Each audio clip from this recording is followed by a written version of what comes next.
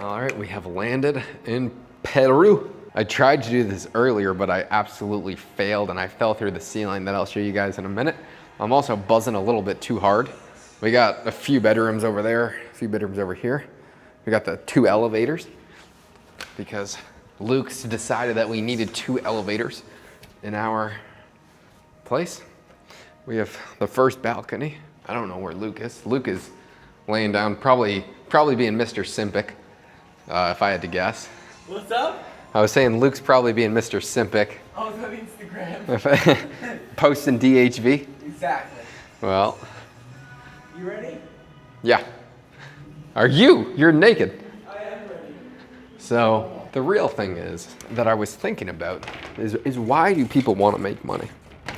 And for me, it always started with the goal of having freedom. I mean, to do what you want when you want to book a spontaneous trip to Peru to see one of your best friends in the entire world for 10 days.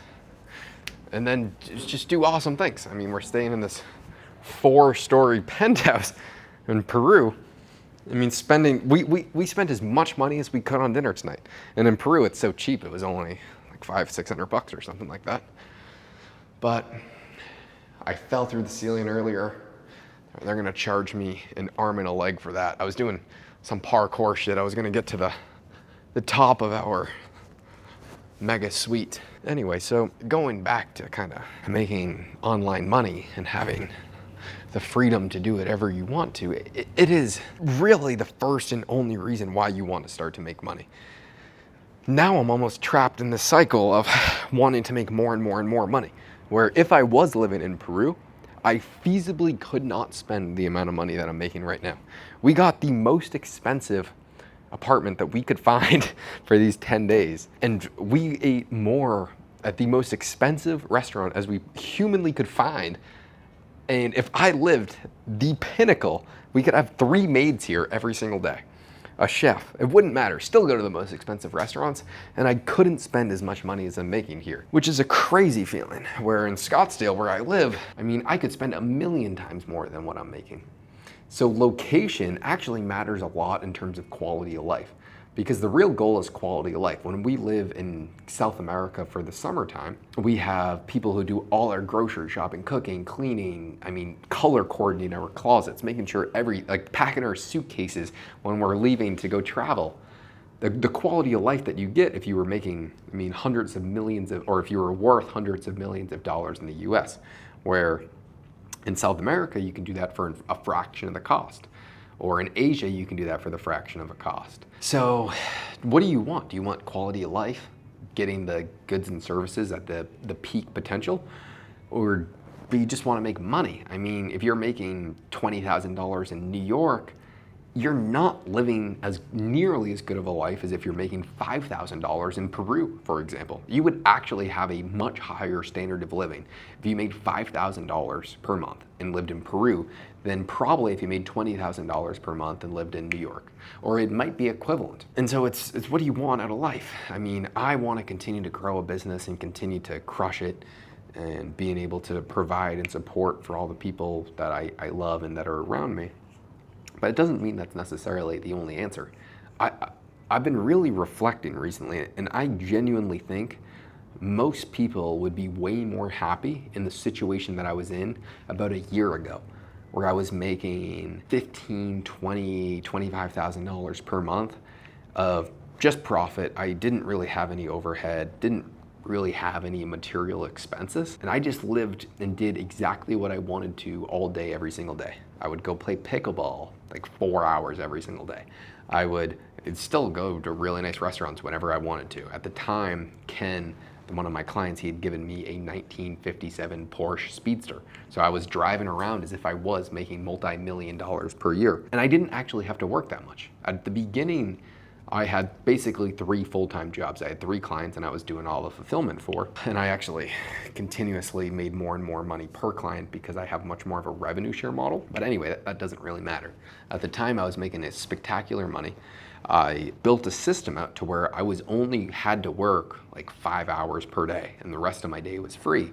And I was making more money than I could possibly spend because I didn't really have anything to spend it on. I didn't really have anything. And now I'm full blown on trying to grow like to extreme amounts. Like every quarter try and take on like 5 clients and making a few $100,000 every single quarter to make millions and millions of extra dollars per year. I mean, there's a right and wrong way to everything. I don't know, right now I'm in the phase where I just want to grow as much as possible because I think AI is going to replace a lot of what we're doing. So there's a lot of reason to want to crush it now and become integral into as many businesses as possible for our marketing agency. Because if we don't, then someone else is going to. And then if we do it, then we're gonna be pretty sticky. And so I think there's a short-term time of like massive imbalance of really just working all day, every single day. But this week we're gonna have a lot of balance. Just kind of working, having fun, living in a hyper-competitive environment, which I love. I mean, Luke has his setup here. He's pretty much a full-time creator. Mr. Luke right here. Completely fallen asleep. I don't know, he has his headphones in. I don't know what's going on right now. I know I'm gonna scare the poop out of him if he wakes up. I don't know how he could possibly get this messy this quickly. Nor I've I have abs. Get the fuck out of me. I was like, what is going on over here? Dude, Luke's taking a little power nap right now. I'm just getting ready for Friday night. I'm going to bed, dude. You're going to bed. You going to bed? Well, dude, look at you. It's Friday night, let's go. You're a bag of shit. I'm just getting ready. Just warming up. Yeah, Luke's warming up on his pillow right now, thinking of his girlfriend. As am I. As are you. The boys on the street call Luke Simpic because his last name is Mickick, so Simp-ick. You combine the two. Simpic. I don't have a last name that would correlate like that, or lucky. I'd be getting flamed just as hard. We would be. But if not, I deserve to be flamed harder than Simpic over here. No, I gave up some ground last night. Don't you worry. Oh, my ground's gone. But anyway. Yeah, your ground's gone. I think the best thing that you could do as a young man is go move in a hyper-competitive environment with people that have the same goals and objectives as you. It is going to propel you further than anything else on earth. I mean, just today, the amount of ideas that me and Luke and Ben and PJ were having at dinner, the things that we're spinning off, the energy, the vibe that's being just pressed out. Like, you could say we're spending, I don't know, a few $1,000s per day on both food, living, doing all these things. It is going to make a million times more than that with the ideas, with everything going on, with progressing as a group. Because you're not that smart as an individual. I promise you. I'm not that smart. Luke's not that smart. Even though you'd think this dude with that fucked up, crazy haircut, he looks like a smart fella. You're only so smart on your own. But when you have a group of people around you, you are just so much better as a group. And tonight proved that at dinner. Whatever we spent, $500 at dinner, it is utterly meaningless with the amount of ideas that were bounced off each other. And when you have a roundabout table saying, all right, here's the problems that I'm struggling with right now, let's figure it fucking out.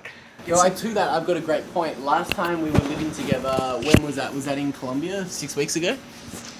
Who knows? So last time we were living together in Colombia, I have a quota to do 32 live streams a month.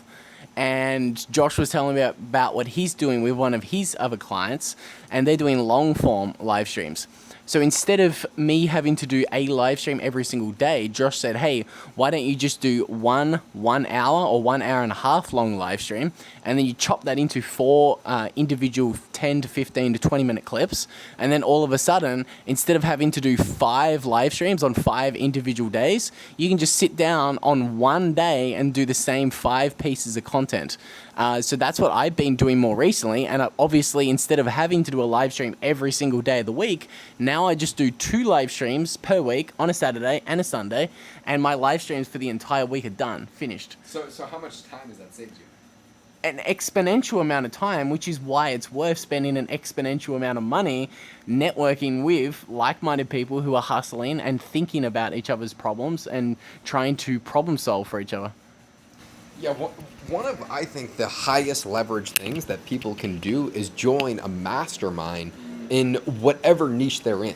And so you're not just going to want to join like a super broad mastermind, but depending on the business that you're in, if you join a mastermind and become really good buddies with people that are doing around the same figure as you, or if not better, in the exact same niche, and then become just best friends with those people and actually keep yourself accountable and honestly just fucking move in with them, it is going to change your life. I guarantee it.